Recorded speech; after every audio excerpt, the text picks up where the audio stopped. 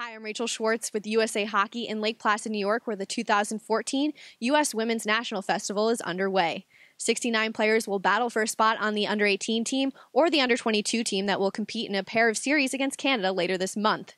After arriving at the Olympic Training Center, players got right to work with on- and off-ice strength and conditioning tests.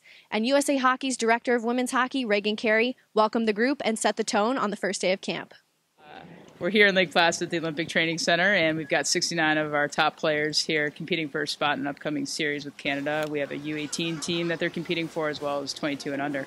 Yeah, we're looking for everybody here to do everything they can to make a team. So this camp requires them to get the rest that they need, as well as to compete hard on the ice. And we've got 69 players that all want the same thing, and we have 22 roster spots, so they need to do what they can to battle hard and compete and earn that opportunity.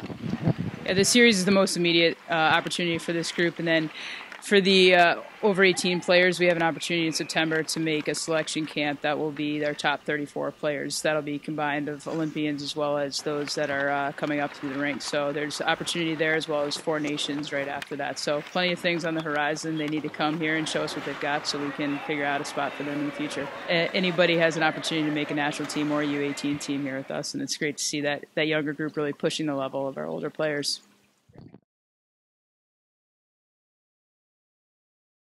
We've got new people who've never been in a camp. We want to have some sense of where their beginning point is going to be. We've got returning people. We've obviously been more or less off since the Olympics. We want to see where those returning people are. Are they somewhere near where they were the last time that we tested them? So I think there's kind of 2 data points that you're looking at. One is a new beginning point for some of these people that are being added to the player pool, and then one is where are your current returning people actually sitting.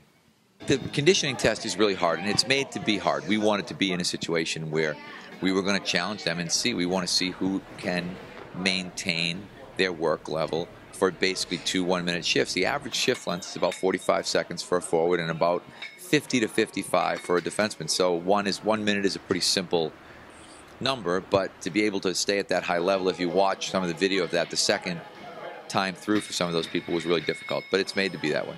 You have to keep setting that expectation level higher. I think that if you saw some of the tests that were done yesterday in terms of Alex Carpenter bench pressed 150 pounds 9 times, did 9 chin-ups with a 35-pound weight strapped around her waist, and those were not things that we would have expected 4 years ago, and now they're things that fortunately aren't that unusual. You look at it and think, yeah, we expected her to do that.